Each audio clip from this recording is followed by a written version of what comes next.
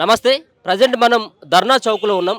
ధర్నా చౌక్‌లో auto కార్మికులు, మరో పక్కన మోటార్ ఫీల్డ్‌ను నమ్ముకున్నటువంటి కార్మికులంతా ఈరోజు నిరసనను వ్యక్తం చేస్తా ఉన్నారు. ఇక్కడ ధర్నా చౌక్‌కి ధర్నాకు పిలుపునిచ్చినటువంటి సందర్భాన్ని కూడా చూసుకోవచ్చు. ముఖ్యంగా తెలంగాణ రాష్ట్రంలో కాంగ్రెస్ పార్టీ అధికారంలోకి వచ్చిన తర్వాత ఒక ఫ్రీ బస్ అనేటువంటి స్కీమ్ ద్వారా మా బతుకులన్నీ కూడా రోడ్ల పాలు కావడం జరిగింది. మాకు ఆటో కార్మికులను గానీ, మోటార్‌కు సంబంధించినటువంటి ఫీల్డ్ అంతా కూడా సర్వనాశనం అయిపోయిందని చెప్పేసి వాళ్ళైతే తెలియజేసేటువంటి ప్రయత్నం అయితే చేస్తా ఉన్నారు. అంతేకాకుండా ప్రభుత్వం ఏర్పడిన తర్వాత ఆటో కార్మికులకు ఏదైతే ఇస్తానన్నటువంటి 12,000 రూపాయలకు సంబంధించినటువంటి ఏదైతే ఆర్థిక సాయం ఉందో దాన్ని కూడా ఇమ్మీడియట్లీ ఇవ్వాలన్నటువంటి ప్రధానమైనటువంటి డిమాండ్‌తో పాటు మరికొన్ని డిమాండ్లను కూడా ప్రభుత్వం ముందు పెట్టేందుకు, ప్రభుత్వానికి తెలియజేసేందుకు ధర్నా చౌక్‌లో ఈ మోటార్ రంగానికి సంబంధించినటువంటి కార్మికులంతా కూడా వాళ్ళు ధర్నా చేస్తున్నటువంటి పరిస్థితి కూడా చూసుకోవచ్చు. ఒకసారి వాళ్ళతో మాట్లాడేటువంటి ప్రయత్నం అయితే చేద్దాం. ఎందుకు వాళ్ళు ఈరోజు ధర్నా చేయాల్సినటువంటి అవసరం ఎందుకు వచ్చింది, వీళ్ళు ప్రభుత్వం ముందు ఉండాల్సి ఏమని డిమాండ్లు పెట్టబోతా ఉన్నారు అన్నటువంటి అంశాలను కూడా ఒకసారి మాట్లాడేటువంటి ప్రయత్నం అయితే చేద్దాం. అన్న నమస్తే. ఏంటి ఇవాళ మీ ప్రధానమైనటువంటి సమస్య ఏంది? మీరు ఇవాళ ధర్నాకు ఎందుకు పిలిపివ్వడం జరిగింది? నా పేరు MD Umar Khan, auto rickshaw drivers union Hyderabad జిల్లా గౌరవ అధ్యక్షుని. ఈ రాష్ట్ర ప్రభుత్వం వెంటనే ఆటో కార్మికుల సమస్యలను పరిష్కరించాలని, అదేవిధంగా ఆటో మీటర్ ఛార్జీలను పెంచాలని, ఆటో కార్మికులకు సంక్షేమ బోర్డు ఏర్పాటు చేయాలని, అదేవిధంగా 2019లో వచ్చిన సెంట్రల్ గవర్నమెంట్ తీసుకొచ్చిన మోటార్ యాక్ట్ చట్టాన్ని రద్దు చేయాలని తదితర డిమాండ్ల కోసం మేము ఈరోజు ఇందిరా పార్క్ దగ్గర ధర్నా చేస్తున్నాము. మా ఆటో డ్రైవర్ల సమస్యలను వెంటనే ప్రభుత్వం స్పందించి ఆటో డ్రైవర్ల సమస్యలను పరిష్కరించాలని, అదేవిధంగా ఈ రాష్ట్ర ప్రభుత్వం ఎలక్షన్లో వాగ్దానం చేసింది. ఆటో కార్మికులకు సంవత్సరానికి 12,000 ఇస్తామన్నారు. 12,000 తక్షణమే ఇవ్వాలని, అదేవిధంగా ఈ మహాలక్ష్మి స్కీమ్ ద్వారా మహిళలకు ఉచిత బస్సు సౌకర్యానికి మేము వ్యతిరేకత కాదు. మా ఆడపిల్లలు, మా ఆడపడుచులు కూడా బస్సులలో ప్రయాణం చేస్తున్నారు. మేము దాన్ని వ్యతిరేకిస్తలేము. కాకపోతే దానివల్ల ఆటో కార్మికులకు నష్టం జరుగుతుంది కాబట్టి తక్షణమే రాష్ట్ర ప్రభుత్వం స్పందించి ఆటో కార్మికులకు 12,000 రూపాయలు ఇవ్వాల్సిందిగా డిమాండ్ చేస్తున్నాం. కాంప్లెక్స్ అంటే చాలా మంది కూడా ఆటో కార్మికులు కూడా చనిపోయినటువంటి పరిస్థితి. వాళ్ళకి ఏమైనా ప్రభుత్వం ఎక్స్‌గ్రేషియా ఏమైనా చెల్లించడం జరిగిందా ఇప్పటి వరకు? ఎందుకంటే కొంతమంది ఆటో ఫైనాన్స్ కట్టకనో లేకపోతే ఆటో నడవకనో చాలా మంది చనిపోయినటువంటి దృశ్యాలు మనం చూసుకోవడం జరిగింది. వాళ్ళ పట్ల 25 నుండి 30 మంది ఆటో కార్మికులు కూడా చనిపోవడం జరిగింది ఈ 8 నెలలలో. ప్రభుత్వం వాళ్ళకు ఎలాంటి స్పందన లేదు.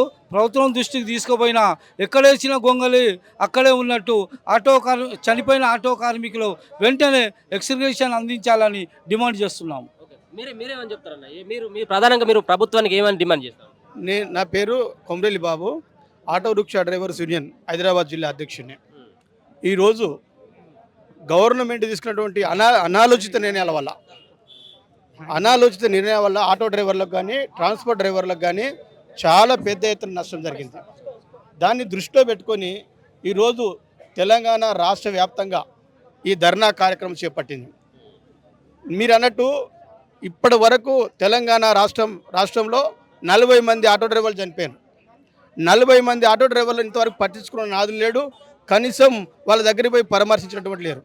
కాబట్టి ఈ నిర్లక్ష్యం వల్ల పోయిన గవర్నమెంట్ ఇదే నిర్లక్ష్యంతో పోయింది.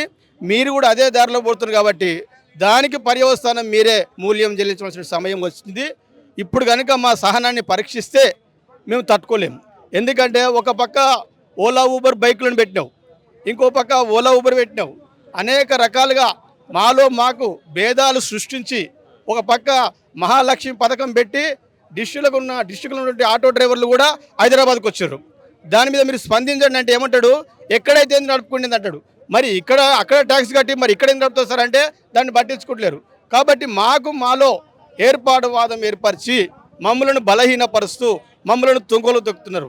కాబట్టి ఆటో డ్రైవర్లు అంటే ఆషామాషి కాదు. ఏ ఉద్యోగం లేక చదువుకున్నటువంటి చదువులకు మరి భరించలేక మరి పొట్ట పోషణ కోసం ఈరోజు భార్య పిల్లలను సాదుకోవడానికి ఈ ఆటో రంగాన్ని ఎంచుకొని మీరు ఉద్యోగం కల్పించాలి. రాజ్యాంగం యొక్క హక్కు ప్రకారం మీరు మాకు ఉద్యోగం కల్పించాలి. అయినప్పటికీ మీరు ఉద్యోగం కల్పించకపోయినప్పటికీ ఆటో డ్రైవర్లు డిగ్రీలు చేసి పీజీలు చేసి ఏ ఉద్యోగాలు లేక నిరుద్యోగంతో సతమతం ఉండే సందర్భంలో ఈరోజు మరి మీరు కాబట్టి ఆటో డ్రైవర్ల యొక్క సహనాన్ని మీరు పరీక్షిస్తే మీరు రాబోయే రోజుల్లో పాత్ర పెడతాం. రాష్ట్ర వ్యాప్తంగా మరి ఈరోజు రాష్ట్ర వ్యాప్తంగా మరి ఒక ఉప్పెన్ లాగా డ్రైవర్లు కదులుతున్నారు, ఇంకా నిజామాబాద్ జిల్లా నుంచి వస్తారు, ఇంకా అనేక జిల్లాల నుంచి వస్తారు. కాబట్టి వెంటనే గవర్నమెంట్ స్పందించి మరి ఆ నష్టపోయినటువంటి ఆటో డ్రైవర్లకు 12,000 నష్టపరిహారం ఇస్తున్నారు, అది ఇవ్వండి. అదేవిధంగా చనిపోయినటువంటి ఆటో డ్రైవర్లు ఎంతమంది ఆత్మహత్య చేసుకున్నారో వాళ్ళకి న్యాయం చేయండి, వాళ్ళ కుటుంబాలను పరామర్శించండి, వాళ్ళ బాధలు ఏంటో తెలుసుకోండి. తెలుసుకోపోని ఎడల రేపు జరగబోయేటువంటి ఇంకా ఉద్యమాలు ఒక చెల్మలాగా తయారవుతాయి. ఫస్ట్ మీరు ఆటో డ్రైవర్లతో పెట్టుకున్నట్టు ఆటో డ్రైవర్లతో పెట్టుకుని ఎవరు కూడా ఇంతవరకు రాలేదు. మీరు ఫస్ట్ మాతోనే స్టెప్ వేసిర్రు, మాతోనే మీరు నాశనం అవుతారు. కాబట్టి ఇప్పటికైనా మీరు స్పందించి మా న్యాయమైన డిమాండ్లను పరిష్కరించవలసిందిగా కోరుతున్నాం. మేము రాష్ట్ర వ్యాప్తంగా ముఖ్యంగా ఏం లేదు. ఇప్పుడు గత టీఆర్ఎస్ ప్రభుత్వంలో 10 ఏళ్ల సంది ఎలాంటి మాకు సహకారం లేకుండే. కాకపోతే ఇప్పుడు కాంగ్రెస్ అన్న మాకేదో చేస్తుందని గెలిపించుకోవడం జరిగింది. మా ఆటో డ్రైవర్లంతా మేము కాంగ్రెస్ ఓట్లు వేసుకోవడం జరిగింది. 10 ఏళ్ళు మేము టీఆర్ఎస్ ప్రభుత్వంలో అలసిపోయాం. పక్క రాష్ట్రంలో 10,000 ఇచ్చినా మాకు మాత్రం టీఆర్ఎస్ ప్రభుత్వం ఇవ్వలే. కలిసిన 10 ఏళ్లలో పక్క రాష్ట్రంలో 10,000 ఇవ్వడం జరిగింది. మా రాష్ట్రానికి మొండి చేయి చూపించిండు. కాబట్టి దానివల్ల మీరు రిస్క్ పోయి కాంగ్రెస్ అన్న మాకేదో చేస్తుందని మేము గెలిపించుకోవడం జరిగింది.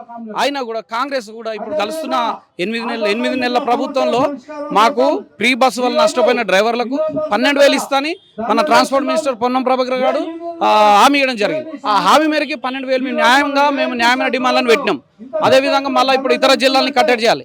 ఓలా యూబర్ బైకులు కూడా హైదరాబాద్లో నడిస్తే మేము డిగ్రీలు చదివి ఉద్యోగాలు లేక ఆటో ఎంచుకొని మేము నడుస్తుంటే కూడా మాకు ఈ బతుకు మీద గుడి బండగా మారింది. కాబట్టి గవర్నమెంట్ మమ్మల్ని ఆలోచించి ఈ సంవత్సరానికి 12,000 ఇవ్వాలి, ప్లస్ మాకు ఓలా యూబర్ బంద్ చేయాలి, ప్లస్ ఇతర జిల్లాల బండ్లని కట్టడి చేయాలి, ఇన్సూరెన్స్లు తగ్గించాలి. ఈ మొత్తమైన సంక్షేమ బోర్డు ఏర్పాటు చేయాలని ముఖ్యంగా మేము డిమాండ్ చేస్తా ఉన్నాం. హైదరాబాద్ వల్ల మేము హైదరాబాద్లో 3 లక్షల ఆటో డ్రైవర్లు ఉంటాం. 3 లక్షల ఆటో డ్రైవర్లు ఇలా ఉపాధి కోల్పోయే పరిస్థితి ఉంది. కాబట్టి గవర్నమెంట్ తక్షణం మాకు ఈ ఆదుకోనట్లయితే బ్రతుకులు ఇంకా ఇప్పటికే ఆత్మహత్యలు స్టార్ట్ అయినాయి, ఇంకా ముందు భవిష్యత్తులో ఆత్మహత్యలు పెరిగే అవకాశం ఉంది. ఈ ఆత్మహత్యలు చేసుకున్న డ్రైవర్లు కూడా ఎక్స్ట్రా కేసు ఇచ్చి ఈ ఆటో డ్రైవర్ని ఆదుకోవాల్సిన కోరుచున్నాం.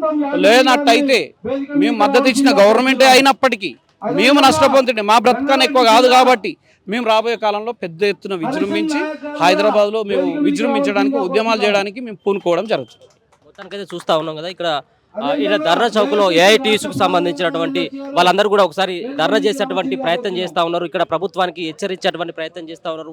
ముఖ్యంగా ఆటో క్యాబ్ మోటార్ రంగ కార్మిక సమస్యల పరిష్కారం కోసం అయితే గవర్నమెంట్ దగ్గర మేము ఖచ్చితంగా ప్రపోజల్ పెడతాం. మహాలక్ష్మి పథకం ద్వారా నష్టపోయినటువంటి ఆటో క్యాబ్ డ్రైవర్లను కూడా ఆదుకోవాలి అన్నటువంటి ప్రధానమైనటువంటి ఉద్దేశంతో పాటు ఆటో క్యాబ్ డ్రైవర్లు సంవత్సరానికి 12,000 రూపాయలతో పాటు రవాణా రంగ కార్మికుల సంక్షేమ బోర్డు ఏర్పాటు చేయాలి, ఆటోమీటర్ ఛార్జీలను కూడా వెంటనే పెంచాలి, గ్రేటర్ హైదరాబాద్లో కొత్తగా 20,000 ఆటో పర్మిట్లను కూడా రద్దు చేయాలి, ఓలా ఊబర్ ర్యాపిడో ద్వారా అక్రమంగా తిరుగుతున్నటువంటి 2 వీలర్లను కూడా నిషేధించాలన్నటువంటి ప్రధానమైనటువంటి డిమాండ్లతో పాటు 2019లో తీసుకొచ్చినటువంటి మోటార్ వాహనాల చట్టాన్ని కూడా పూర్తి స్థాయిలో రద్దు చేసి యాక్సిడెంట్ బీమాను 10 లక్షలకు పెంచాలని చెప్పేసి సాధారణంగా మరణించినటువంటి వాళ్ళకు కూడా 10 లక్షల ఎక్స్గ్రేషియా ఏదైతే యాక్సిడెంట్ బీమా ఉందో దీన్ని కూడా చెల్లించాలన్నటువంటి ప్రధానమైనటువంటి డిమాండ్ తోటి మాత్రం వీళ్ళందరూ కూడా ఆటో కార్మికులతో పాటు మోటార్ రంగం సంబంధించినటువంటి కార్మికులు అయితే కూడా పెద్ద ఎత్తున కూడా ధర్నాలు చేస్తా ఉన్నారు. ఒక పక్కన ప్రభుత్వం ఇప్పుడు ఉన్నటువంటి కాంగ్రెస్ పార్టీ ప్రకటించినటువంటి 12,000 రూపాయలకు సంబంధించినటువంటి ఏదైతే అంశం ఉందో ఈ 12,000 రూపాయలను కూడా